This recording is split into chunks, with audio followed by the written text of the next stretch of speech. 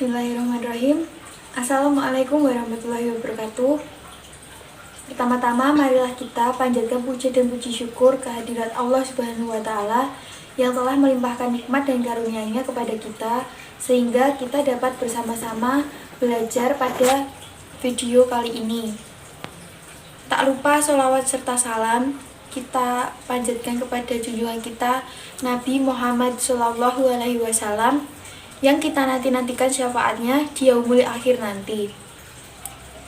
Pertama-tama perkenankan saya untuk memperkenalkan diri. Nama saya Anissa Fitri Nurjanah.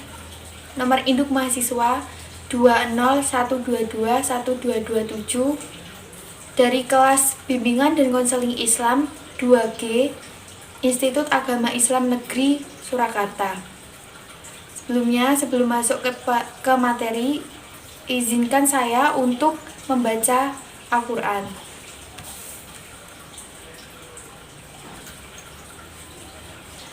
A'udzu billahi minasyaitonir rajim. Bismillahirrahmanirrahim. Ar-Rahman 'allamal Qur'an. Khalaqal insan. 'allamahul bayan.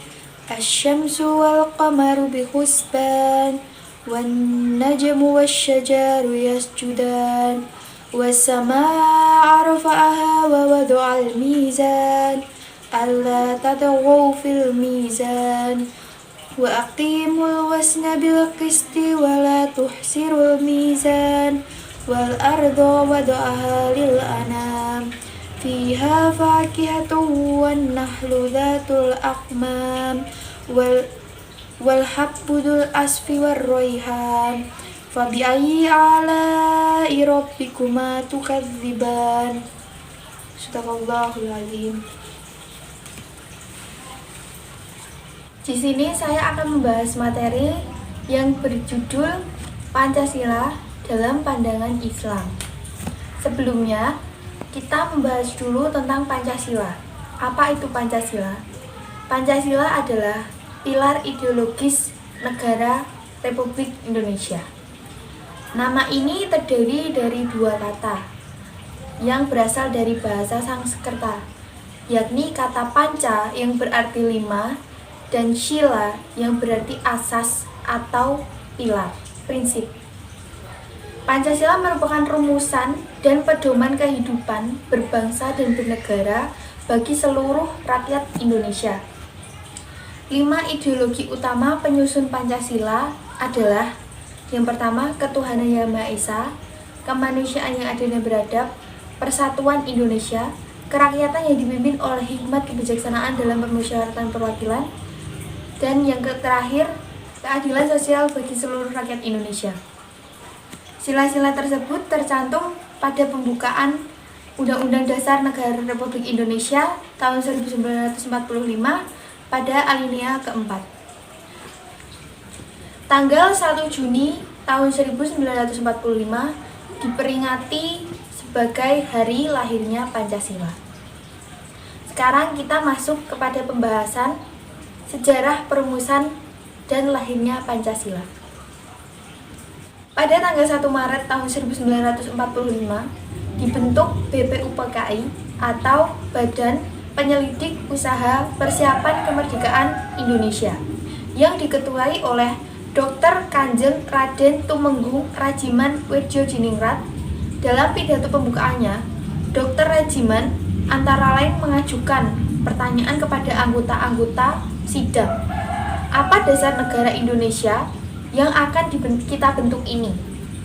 Dalam upaya merumuskan Pancasila sebagai dasar negara yang resmi, terdapat usulan-usulan pribadi yang dikemukakan dalam Badan Penyelidik Usaha Persiapan Kemerdekaan Indonesia, yaitu: dasar yang pertama dicetuskan oleh Dr. Muhammad Yamin yang beliau katakan pada 29 Mei 1945.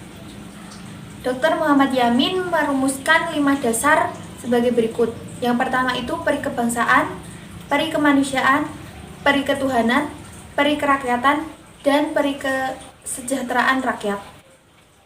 Yang kedua dicetuskan oleh Insinyur Soekarno pada tanggal 1 Juni 1945 yang berisi kebangsaan Indonesia atau nasionalisme, kemanusiaan atau internasionalisme, mufakat atau demokrasi, kesejahteraan sosial, dan yang terakhir ketuhanan yang berkebudayaan.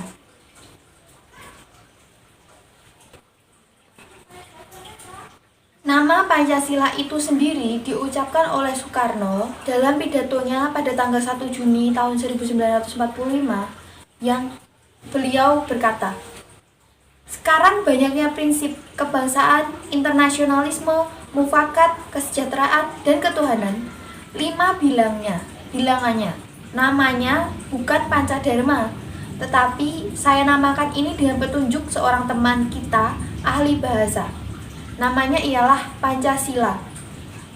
Sila artinya asas atau dasar. Dan dari kelima dasar itulah kita mendirikan negara Indonesia, kuat dan abadi."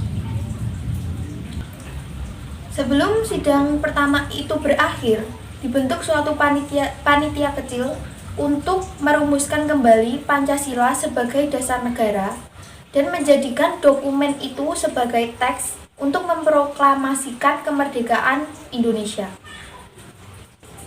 Dari panitia kecil itu dipilih 9 orang yang kemudian disebut sebagai Panitia 9. Rencana mereka itu disetujui pada tanggal 22 Juni tahun 1945, kemudian diberi nama Piagam Jakarta. Setelah rumusan Pancasila diterima sebagai dasar negara secara resmi, beberapa dokumen penetapannya ialah yang pertama itu rumusan pertama Piagam Jakarta atau Jakarta Charter pada tanggal 22 Juni tahun 1945. Yang rumusan kedua yakni pembukaan Undang-Undang Dasar Negara Republik Indonesia tahun 1945 tanggal 18 Agustus tahun 1945. Rumusan ketiga Mukadimah Konstitusi Republik Indonesia Serikat tanggal 27 Desember tahun 1949. Rumusan keempat Mukadimah Undang-Undang Dasar Sementara tanggal 15 Agustus tahun 1950. Rumusan kelima rumusan pertama menjiwai rumusan kedua dan merupakan suatu rangkaian kesatuan dengan konstitusi merujuk dekret Presiden 5 Juli tahun 1959. Presiden Joko Widodo pada tanggal 1 Juni tahun 2016 telah menandatangani keputusan Presiden atau Kepres nomor 24 tahun 2016 tentang hari lahir Pancasila sekaligus menetapkannya sebagai hari libur nasional yang berlaku mulai tahun 2017. Kemudian kita masuk kepada materi Hari Kesaktian Pancasila. Pada tanggal 30 September tahun 1965 terjadi insiden yang dinamakan G30 SPKI atau Gerakan 30 September oleh PKI. Insiden ini sendiri masih menjadi perdebatan di tengah lingkungan akademisi mengenai tentang siapa yang menjadi penggiatnya dan apa motif di belakangnya. Akan tetapi, otoritas militer dan kelompok keagamaan terbesar saat itu menyebarkan kabar bahwa insiden tersebut merupakan usaha PKI atau Partai Komunis Indonesia mengubah unsur Pancasila. PKI ingin mengubah unsur Pancasila menjadi ideologi komunis untuk membubarkan Partai Komunis Indonesia dan membenarkan peristiwa pembantaian di Indonesia tahun 1965 sampai tahun 1966. Pada hari insiden itu, 6 jenderal dan 1 kapten serta beberapa orang lainnya dibunuh oleh oknum-oknum yang digambarkan oleh pemerintah sebagai upaya kudeta. Gejolak yang timbul akibat Gerakan 30 September sendiri pada akhirnya berhasil diredam oleh otoritas militer Indonesia.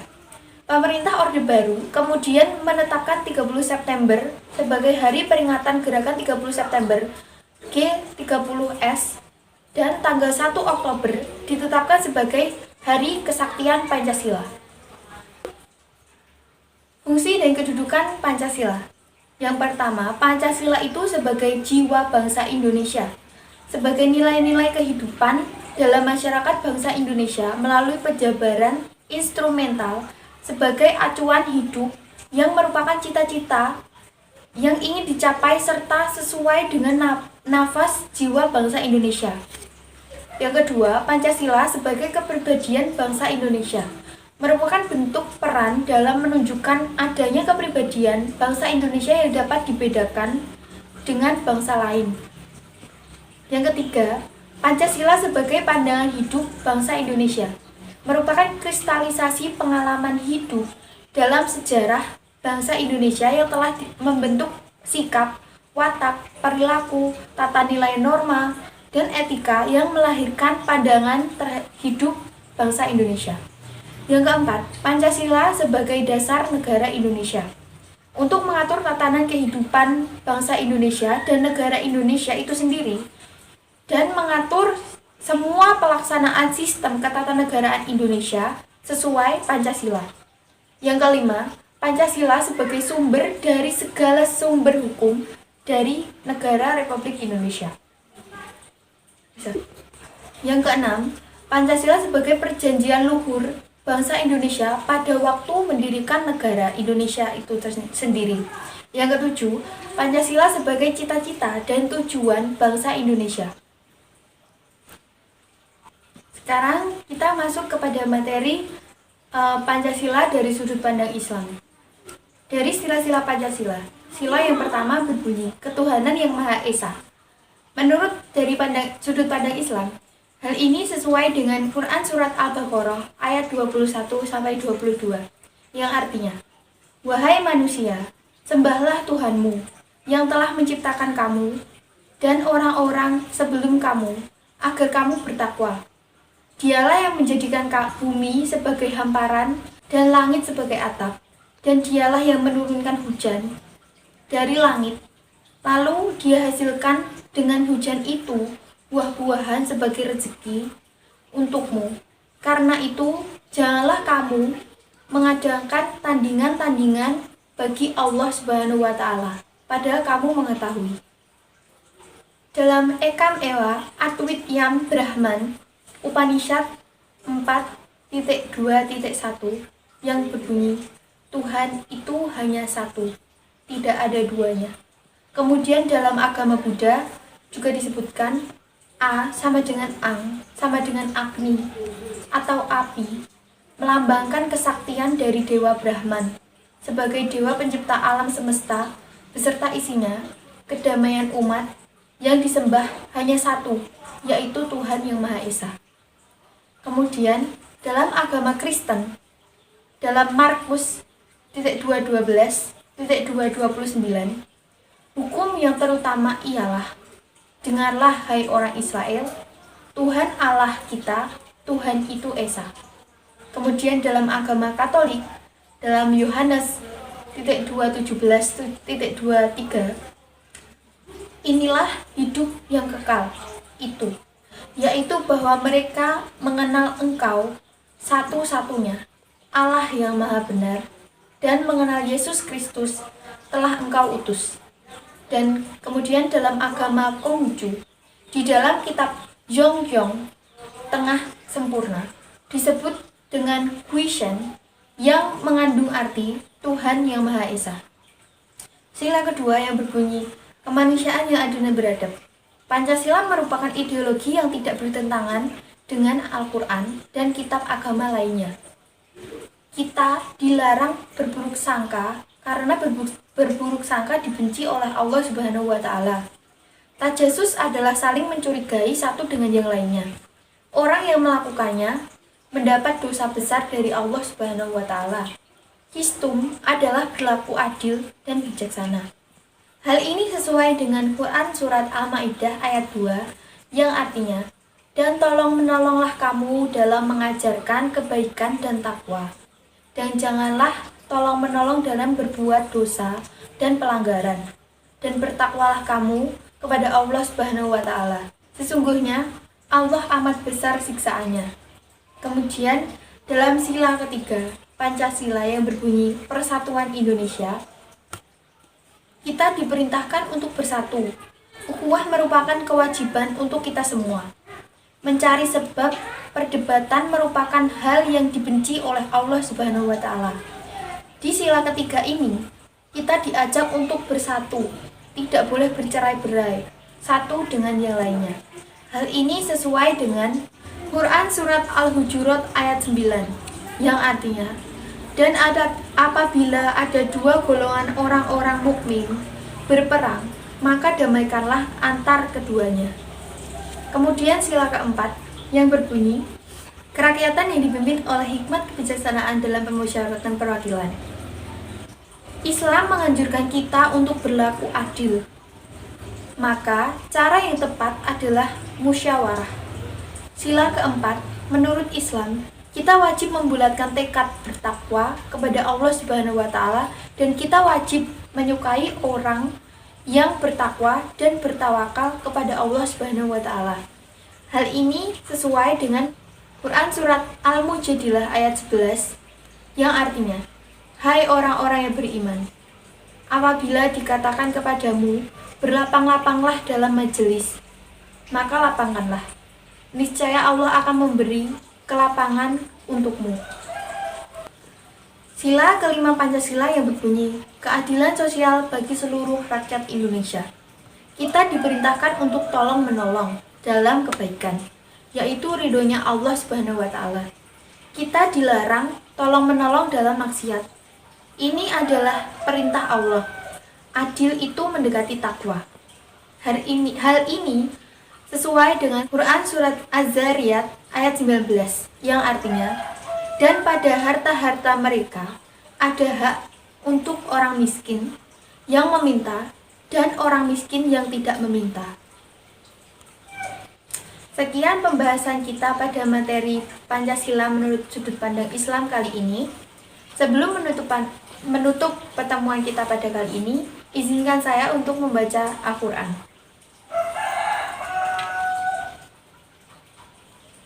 A'udzubillahiminasyaitonirrajim. Bismillahirrahmanirrahim. Alhamdulillahilladzi anzala ala abdihil kitaba wa lam yaj'al lahu iwaja qayyiman liyunzira ba'san syadidan min ladunhu wa yubashshiral mu'minina alladzina ya'maluna as-solihati anna lahum ajran hasana makisina fihi abada wa yunziral ladzina qalu ittakhadallahu walada ma lahum bihi min ilmin wala li'abaihim kaburat kalimatan tahruju min afwahihim iyaquluna illa kadhiba. Sadaqallahul adzim. Sekian pembahasan saya pada materi kali ini. Wabillahi taufiq wal hidayah. Wassalamualaikum warahmatullahi wabarakatuh.